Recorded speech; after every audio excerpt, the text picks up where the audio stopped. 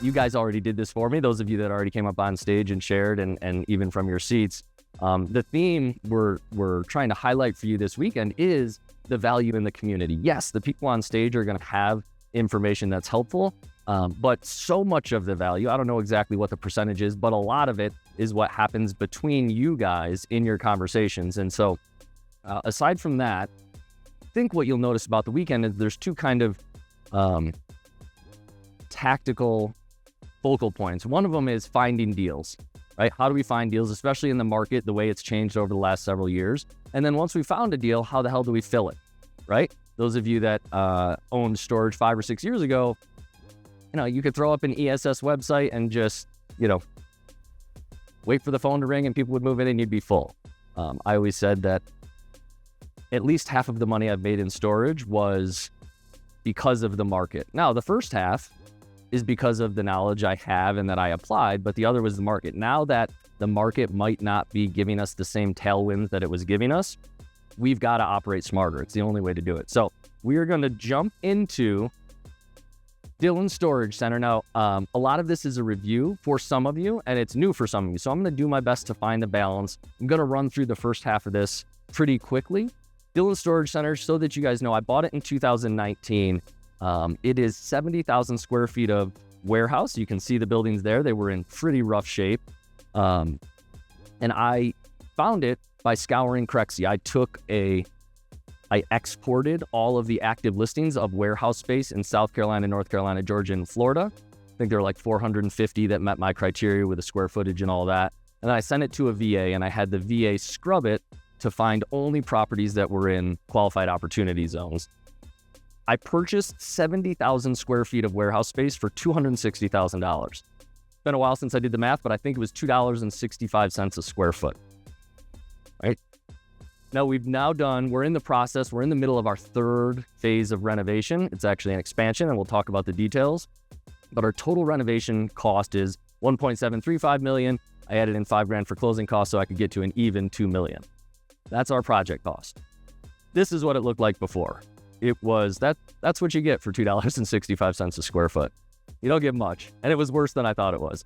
And that'll be, I'll talk more about that when I share some of my lessons learned. But here, again, just a couple quick pictures to give you an idea. Conversion, for those of you that might not know, is when we take an existing building and insert storage units into it, right? We can do that from direct access on the outside, which you'll see, as well as, interior access storage. Oftentimes they're climate controlled. This particular building this one is 45,000 square feet. It was not and still is not climate controlled. This is the slide. It's a breakdown of all the costs, because one of the big questions I get all the time is, like, what are the anchor points? How do I know how much am I going to spend on a conversion project? And so here's a bunch of line items. Obviously, it's going to differ from facility to facility and building to building, but the part that I want us to focus on tonight is highlighted in red there. So I've blown it up here. This was phase one. This is the first thing we did starting in May of 2019. The total cost of that first building, what I did is I split out the purchase price by square footage and I allocated, I think, $150K to the bigger building and $115 to the smaller building for the sake of this math, so you could really see how it plays out. We were all in for just under $900K, which meant we spent $26 per rentable square foot. So when you convert a property, 45,000 square foot warehouse, there's hallways and corridors, loading areas. So you lose generally 25% of the total square footage. In this case, we lost even a little more than that because I made it a drive-through building. People literally drive into the middle of this warehouse and then they can load under roof into their storage units. Some of them have to go down hallways, but because of that, we lost a little more square footage, but even still, $26 a square foot.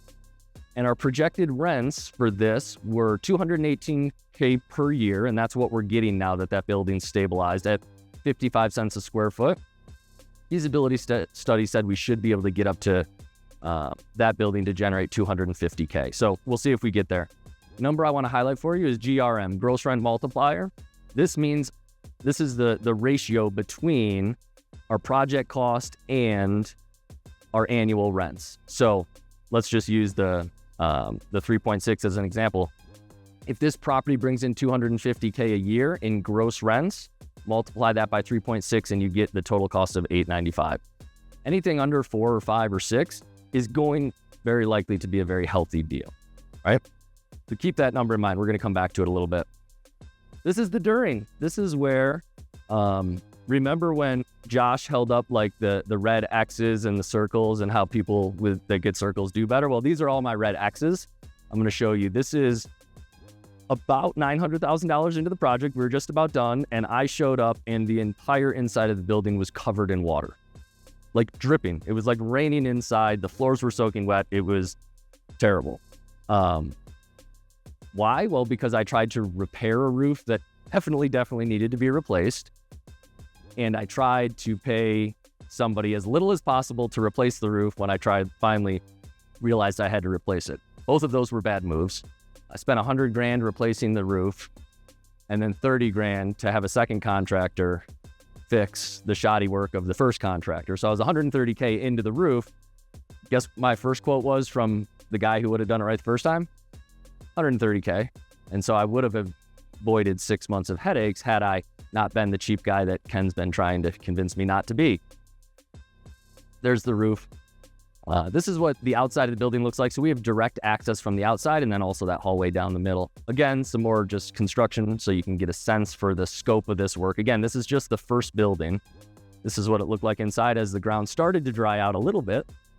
Why that one slab is dry while the rest of the building was wet, I still don't know for sure, but I learned a lot about moisture, and I'm not going to dive into the deep end with you. There's lots of videos in the network about it.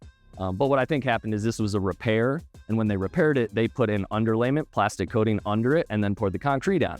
That's how the whole building should have been done when it was first done, and it wasn't.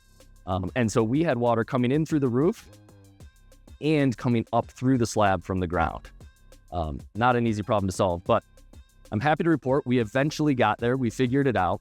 And this is what the facility looks like. Well, what it looked like as we were starting to rent out units. There's the outside, and there it is again in all its glory. See if you can see right in the middle of the building, that giant square metal near the peak. That is a fan that moves 20,000 cubic feet of air per minute.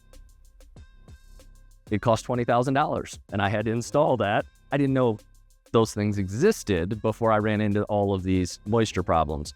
It's attached to a humidistat, and if the humidity gets too high, it turns on. Louvers on the other end of the building open up, and it blows air through to kind of move the moisture around a little bit, and it helped some. So here's phase 2. Again, the slide is for our video purposes. I'm going to blow up that second one. Phase 2 was the other warehouse. It was 33,000 square feet. After I allocated $115K to the purchase price, we spent $400K getting that one converted. Now you might ask, well, Mike, why did that one cost $30 a square foot when the other one was $26? The big thing is this second one is climate controlled. Now, if I was building in this market, would I do climate controlled? Absolutely not. It's not. There's not the economic base to support it.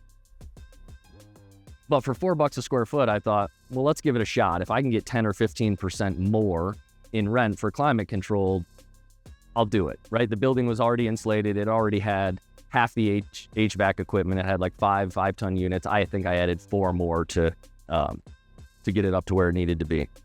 The projected rents were $150K. And again, this gross rent multiplier 3.4, which is very, very strong, right?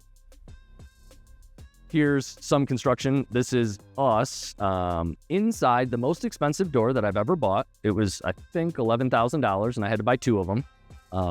1-inch thick glass gives you an idea of the kind of market I'm in. Pardo feels me on that, right? We haven't had any of it broken yet, thank God. But I use this picture because of the excavator in the background. We also had to do a bunch of drainage work here. We effectively lowered the water table at the parcel by 18 inches by creating a perimeter swale, it's called. It's basically just a very long, skinny ditch, right? You see them on the side of the road all around our property so that we could basically drain all the water out from under the buildings and get it out to the sides and then run it off into the city's drainage. A lot of work, but we solved the problem. There's the door, because if you pay $11,000 for a door, you put 2 pictures in. This is what it looks like on the inside. We've got our ADA accessible units. I think it came out pretty good. There's more of the drainage work that we did. And this is what it looks like today. This picture was a month or two ago. This is the what's next. We've got about 3,000 square feet of office space left in this building. We'll never turn it into offices because that sounds hard, but I will turn it into storage. I'm actually waiting right now for a measurement on those doors. If they're 36 inches, I'll probably just throw swing doors on them and rent them out as storage. I'm not going to do any conversion. I'm not going to move walls or anything. I'm just going to rent out the space that's there. If those doors are a little too narrow, I may pop out and do overhead doors, but we'll figure it out. It's only a couple thousand square feet.